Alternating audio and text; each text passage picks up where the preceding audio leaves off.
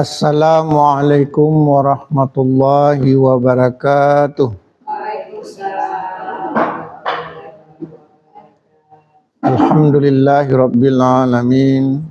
Assalatu wassalamu ala asyrafil anbiya'i wal mursalin wa ala alihi wa ashabihi wa man tabi'ahum bi ihsanin ila yaumiddin.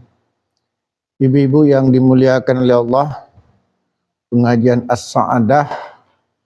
Kita lanjutkan pengajian kita. Alhamdulillah, pada siang ini telah sampai pada surat Al-Anbiya ayat 35.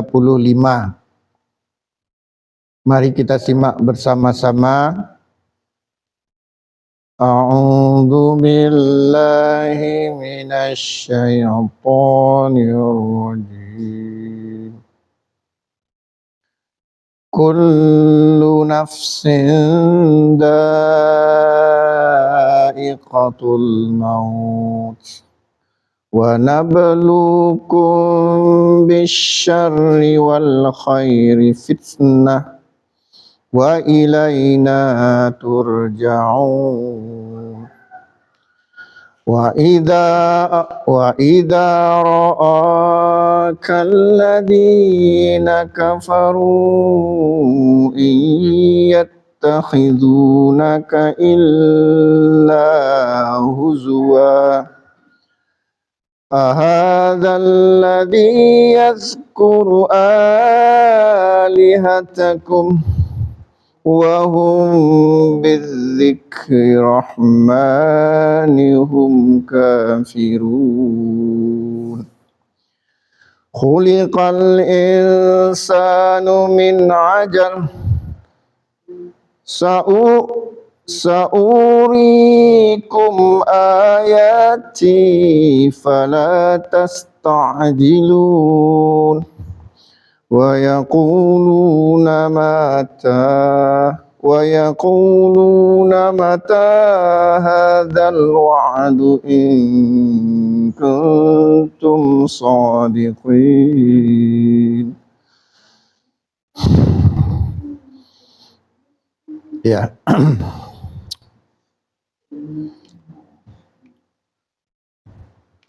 Allah berfirman, dan sebenarnya ini sudah kita baca pada pertemuan yang lalu, kullu nafsin dha'iqatul maut. Setiap yang bernyawa itu pasti akan mati. Ya. Makanya ada benda mati, ada benda hidup. Benda mati bisa mati enggak? Nah, kalau benda mati bukan mati, namanya hancur. Enggak ada makhluk itu artinya selain Allah itu makhluk itu ciptaan. Tidak ada makhluk yang tidak binasa. Cuman kalau yang bernyawa binasanya namanya mati. Kalau benda mati namanya hancur. Lemari kita.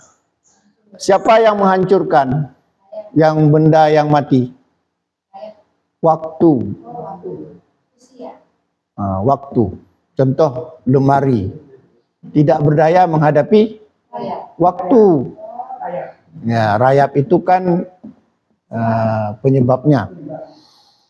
Apa yang bangunan yang paling kokoh, paling bertahan 1000 tahun? Bis. Tidak ada yang berdaya menghadapi waktu. Tapi kalau benda hidup itu yang menghabiskan hidupnya adalah ajal. Ajal. Fa idza jaa ajaluhum la yastakhiruna sa'atan wa la yastaqdimun. Apabila telah datang ajal, tidak bisa diakhirkan, tidak bisa didahulukan sedikit pun. Jadi kalau yang namanya makhluk hidup itu terkait dengan ajal. Kalau benda mati terkait dengan waktu. Nah, walaupun sebenarnya makhluk hidup juga terkait dengan waktu. Nah, dalam ayat ini Allah berfirman, kullu nafsin, setiap yang berjiwa, berarti makhluk hidup apa makhluk mati? Makhluk hidup. Dha'iqatul maut, pasti akan menemui kematian. Cuman ajalnya yang berbeda. Kalau ajalnya umat Nabi Nuh itu kira-kira kurang lebih 1000 tahun. Nah, kita mau nggak hidup 1000 tahun? Alah pula nggak mau.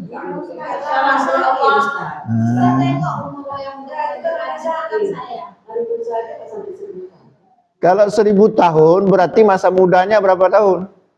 500 tahun baru mencapai usia muda. Tidak enak nggak hidup di dunia ini? Nah, kalau dibayangkan kita umur 1000 tahun. Kita umat Muhammad 60 sampai 70 tahun.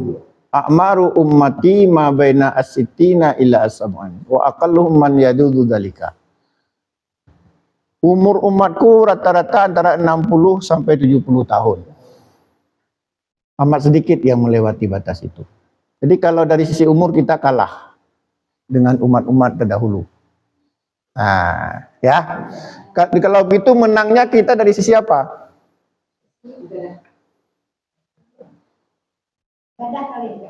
Dari sisi pahala. Dari sisi pahala.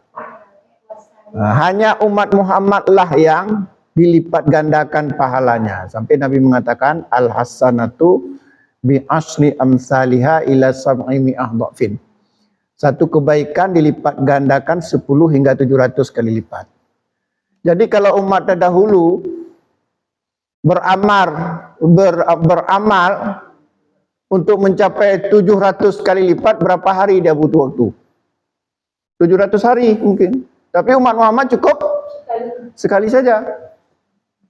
Atau umat terdahulu itu 700 kali baru mendapat 700 pahala. Tapi umat Muhammad sekali saja bisa mencapai 710 hingga 700 kali lipat.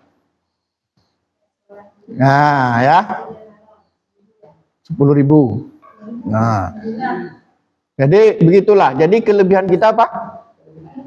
Pahalanya. Kelebihan lain? Dibandingkan umat terdahulu, apa kelebihan lain? Kita umat yang menjadi saksi atas seluruh umat manusia. Wa ja'alnakum ummatan wasata liyakunu syuhada 'alan nas wa yakunur rasul 'alaikum syahida. Kami jadikan kalian umat pertengahan agar kalian bisa menjadi saksi atas seluruh umat manusia. Ya. Dan Rasul Nabi Muhammad menjadi saksi atas kita. Hebat umat Muhammad ini. Dah. Kelebihan lain apa?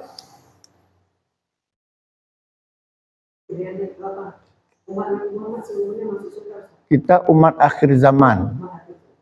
Umat akhir zaman itu lebih pintar apa lebih bodoh?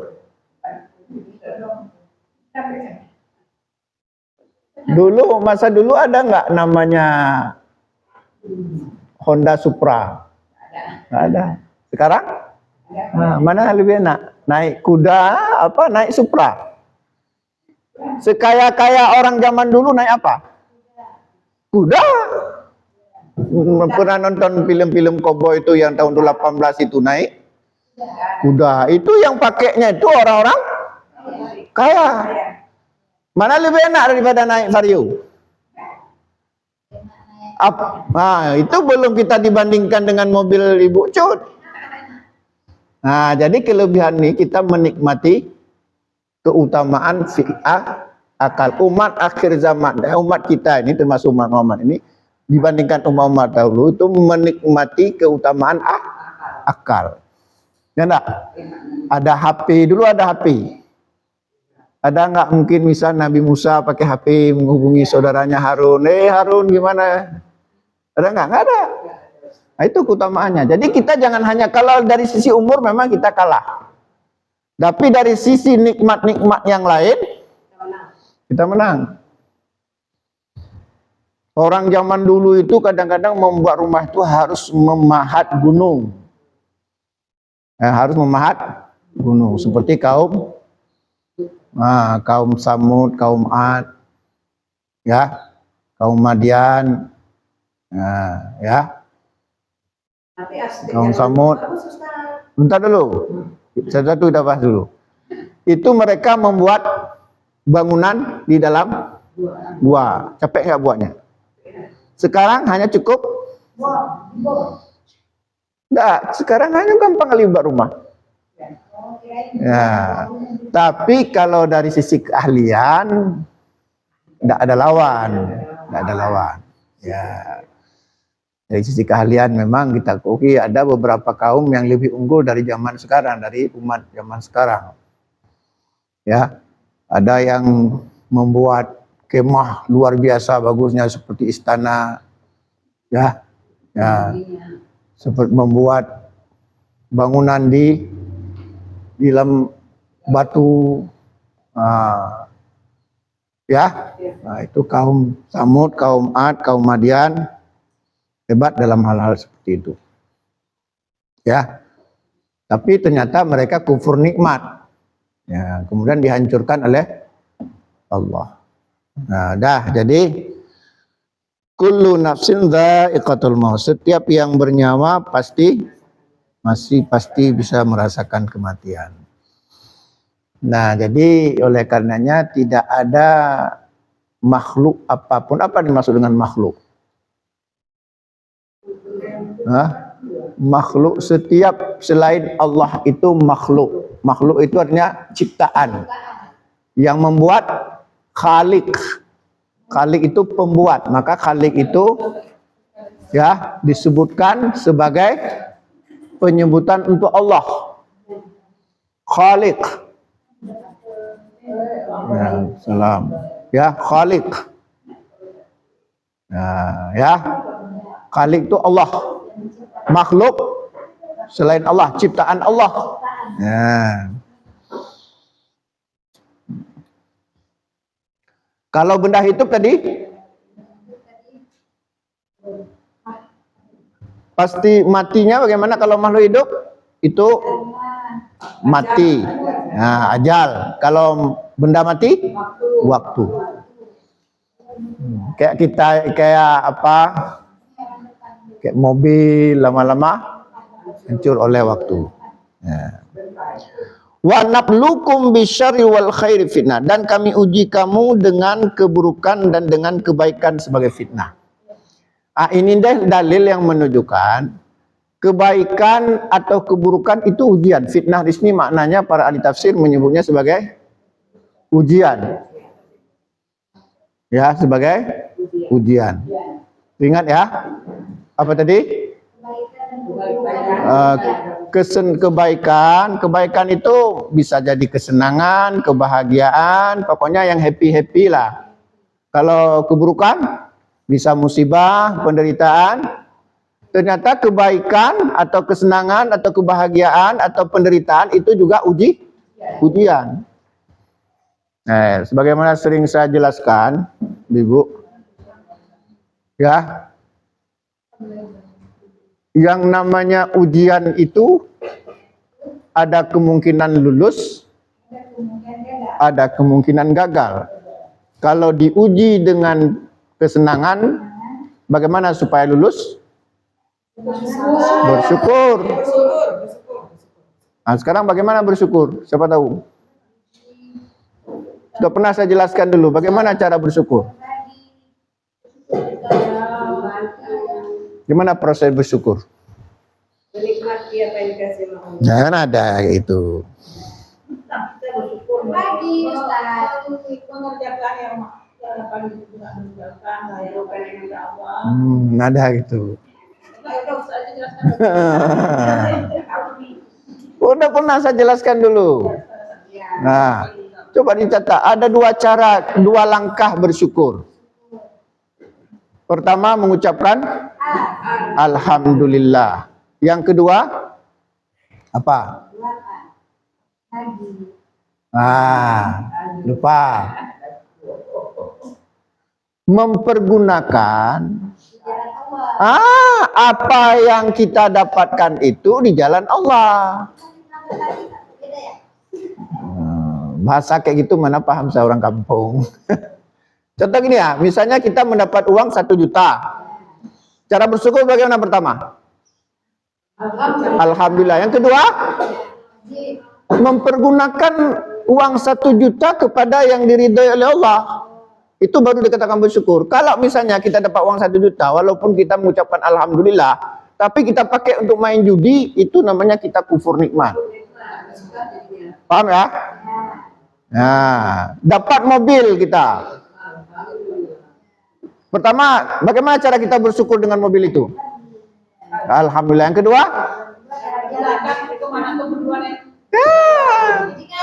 pergi ngaji, belanja, pokoknya bukan untuk maksiat. Bukan kunjungi mantan pacar. Nah, paham ya? Gampang aja, itu 2 bersyukur. Nah, udah. Jadi kalau diuji dengan kesenangan, bersyukur. Nah, kalau ujian itu berupa penderitaan, bersabar. Nah, bagaimana bersabar? Kita terima Ustaz. Bersabar kita Ustaz. Bagaimana cara kita bersabar? Pertama, mengucapkan istirja. Istirja. Apa itu istirja? Wa idza asabathum musibah qalu, itu dia. Kita jarang kan? Kita jarang kalau mendapat penderitaan. Udah. Jadi cara bersabar pertama mengucapkan istirja. Kita seolah kalau istirja itu orang mati. Padahal sebenarnya musibah apa saja. Yang kedua, bagaimana kita bersabar? Ya. Yang kedua adalah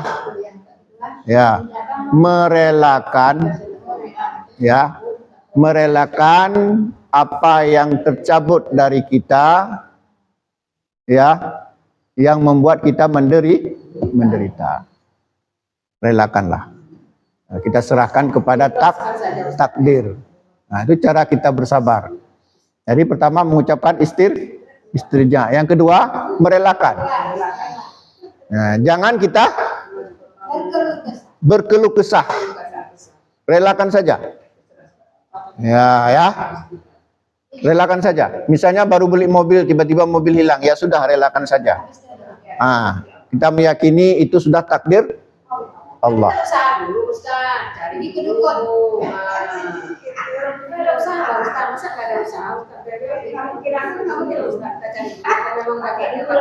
Iya, ini kan kita bahas bersabarnya. Yang namanya cari tetaplah. Kita kan tadi sedang mendefinisikan sabar. Sabar itu pertama mengucapkan istirja. Yang kedua merelakan apa yang kita rasakan dari musibah atau penderitaan apa saja. Kita relakan. Itu sudah takdir Allah. Bahkan lebih bagus lagi meyakini wa asa an takrahu syai'a wa huwa khairul lakum. Nah, bisa saja kamu membenci sesuatu padahal bisa jadi itu lebih baik bagi dirimu. Ya, kemudian ada lagi satu doa yang diajarkan oleh Allah ketika kita menghadapi musibah. Apa doanya? Allahumma ajurni fi musibati wa akhlif li khairan minha. Nah, itu dia. Jadi mendapat kesenangan bersyukur. Apa artinya? Allahumma ajurni fi musibati. Ya Allah, berikanlah pahala atas musibah yang menimpaku. Wa akhlif li khairan minha, dan berilah ganti yang lebih baik. Ya, meninggal suami.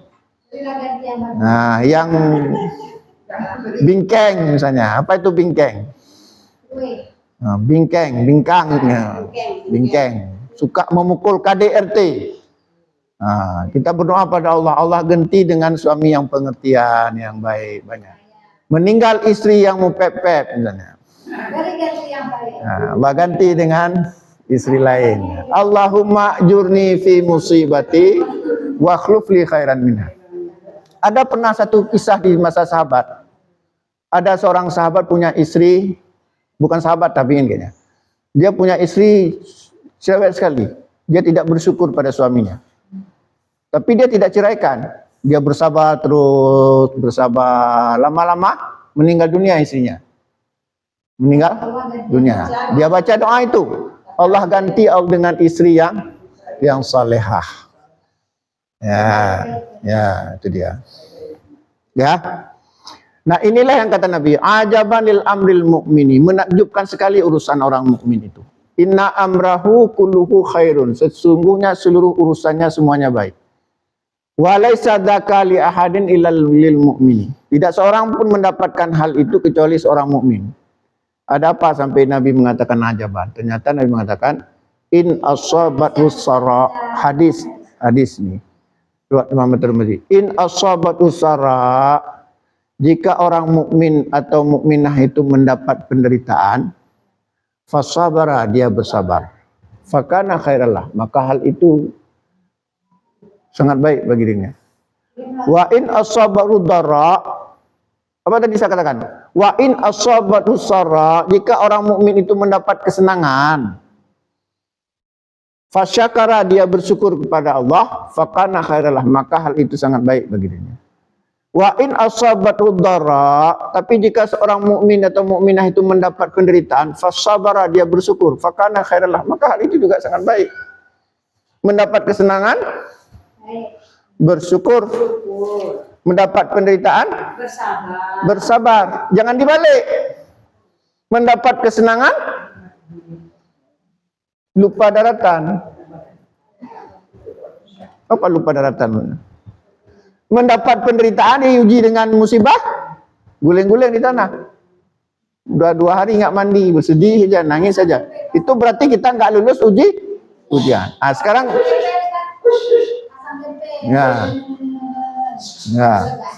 apanya tuh? Yang terakhir, kita tafsir ayat ini. Sekarang saya tanya, mana lebih berat diuji dengan penderitaan atau dengan kesenangan? Jadi nggak mau diuji dengan kesenangan. Ya, yang betul. Alah, nggak ada uang dia marah. Kalau misalnya kita diminta pilih, mana pilih, diuji dengan penderitaan atau diuji dengan kesenangan? Nggak ada. Pasti kepingin diuji dengan kesenangan.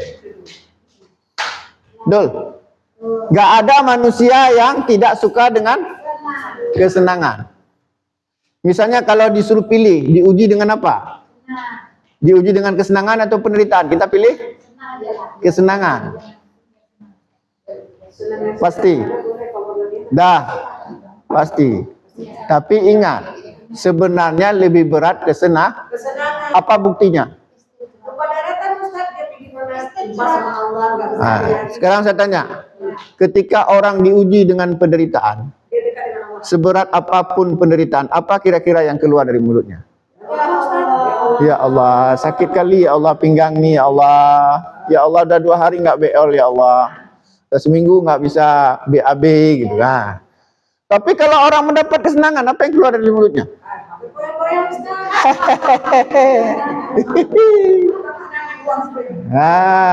Jarang keluar Allah, kata-kata Allah. Nah, walaupun fitrah manusia itu suka dengan kesenangan. Dah, kita lanjutkan pada ayat selanjutnya. Ya. Jadi tadi wa ilaina turja'un, sedikit lagi, dan hanya kepada kamilah dikembalikan. Ya. Wa idza ra'akal ladzina kafaru, dan apabila orang-orang kafir melihat engkau wahai Muhammad, ya, iyattakhidunaka illa huzwa, mereka akan menjadikan kamu sebagai bahan olok-olok. Ya, mereka akan menjadikan kamu sebagai olok-olok. Nah, jadi gini. Jadi orang-orang kafir Quraisy banyak mengolok-olok Nabi. Di antaranya mengatakan Nabi tukang sihir lah, macam-macam. Termasuk orang-orang Yahudi. Gila lah, macam-macam. Tapi dalam akidah Islam, siapapun yang mengolok-olok Nabi, hukumnya kafir. Harus segera bertobat. Coba ibu-ibu buka surat Al-Baqarah ayat 212. Bukan. Oh ya, 200. At-Taubah 6566 coba. At-Taubah ayat 6566. At-Taubah ayat 6566. 6566. Ada? 6566.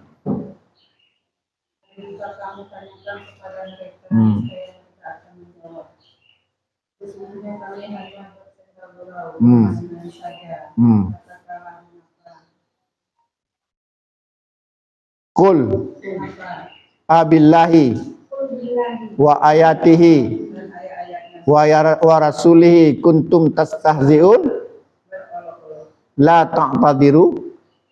Anda ayat 6.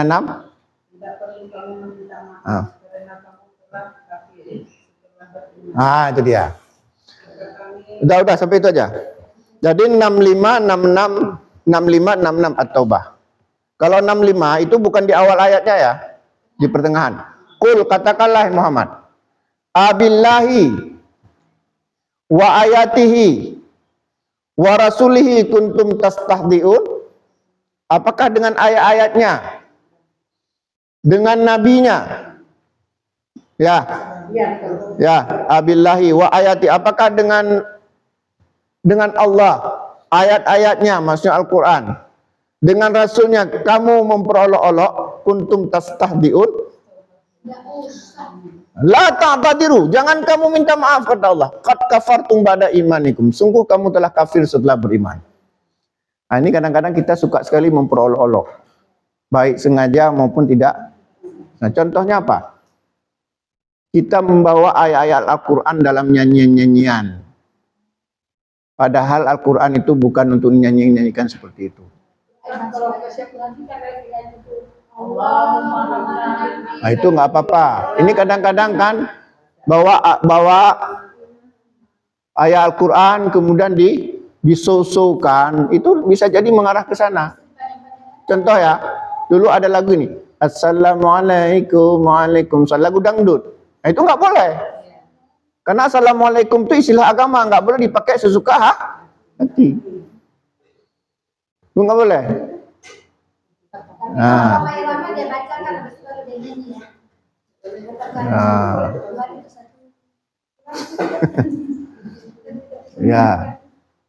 Ya mungkin kalau seperti itu entahlah ya. Tapi kalau bisa kita hindari ya. Karena ayat-ayat Al-Quran termasuk memperolok-olok ayat Al-Quran, artinya kita mempergunakan ayat Al-Quran di tempat yang salah. Misalnya kita ngaji di WC, paham ya? Kita ngaji sengaja kita ngaji di WC, tempat-tempat yang jorok, atau meletakkan ayat Al-Quran di tempat bernajis, atau menjadikan ayat-ayat Al-Quran sebagai nyanyian-nyanyian yang vulgar-vulgar, ya. Nah, ini hati-hati. Walaupun ini dalam teori, saya nggak mengatakan dalam prakteknya ada seperti itu.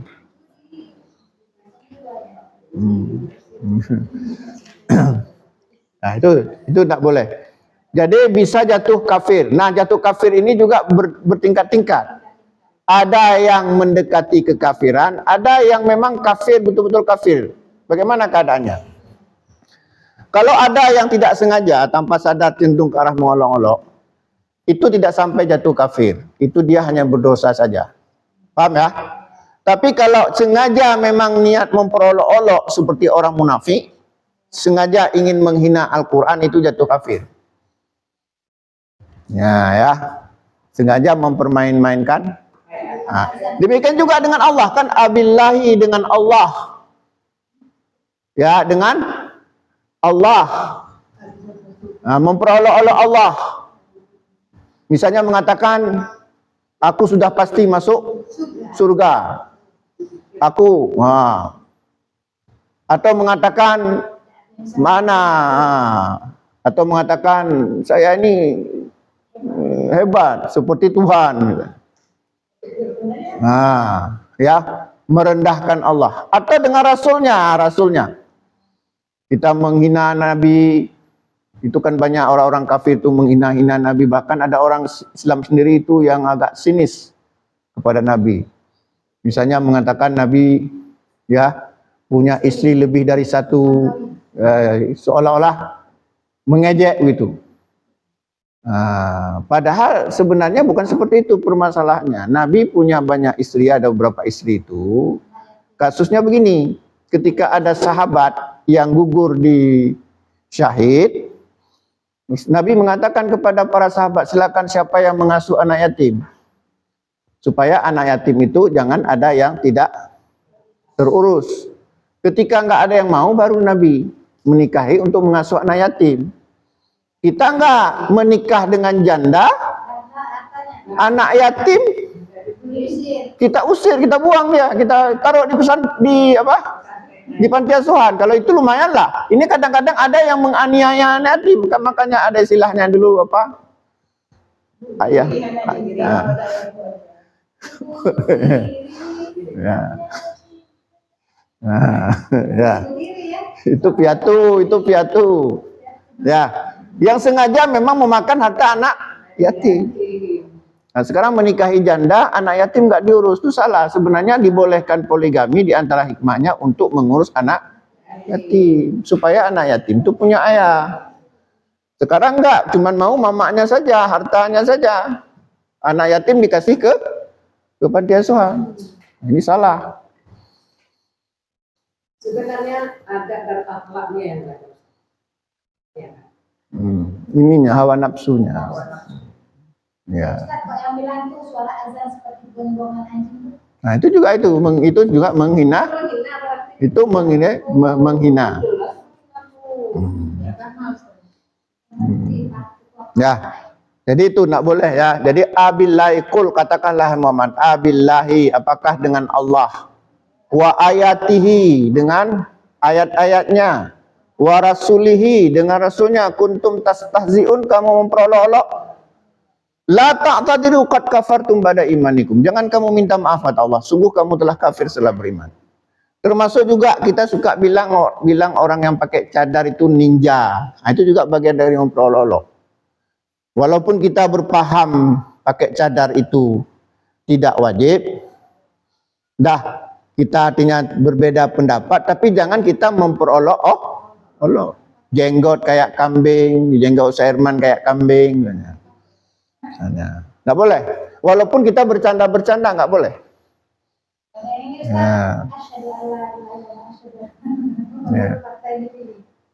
Jadi tetap itu mengarah baik sengaja, maka saya katakan baik sengaja atau tidak memperolok-olok dalam wilayah agama itu ngeri, bisa jatuh kepada kekufuran. Nggak boleh. Ya. Kadang-kadang kan kita suka sekali itu. Contoh kadang-kadang gimana? Sudah makan apa belum? Alhamdulillah belum. Itu nggak boleh, salah pasang. Walaupun tidak mengarah ke sana, tapi kan seolah-olah kan kayak berolok-olok. Karena alhamdulillah itu menunjukkan syukur. Ini alhamdulillah belum makan, nggak boleh gitu. Nah ini kan kadang-kadang. Jadi itu. Ya. Jangan bilang alhamdulillah. Karena dalam persepsi orang kalau alhamdulillah berarti sudah makan.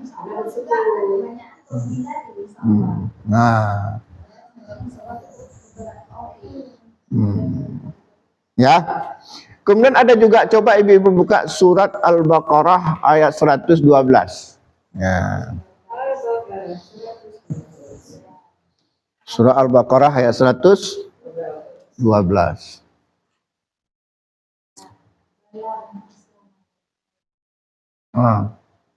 Bagaimana bunyinya?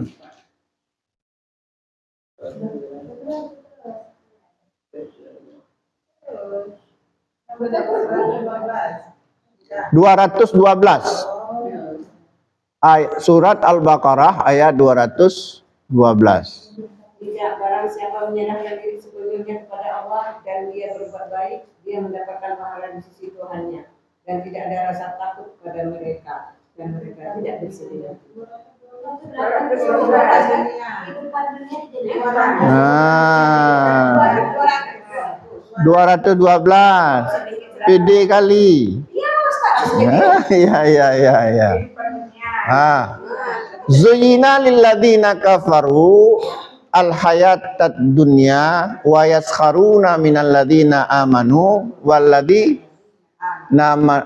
walladzina amanu fawqahum yaumal qiyamah. Ya. Nah, gimana? Zuyina lilladzina kafaru al-hayatud dunya. Zuyina lilladzina amanu.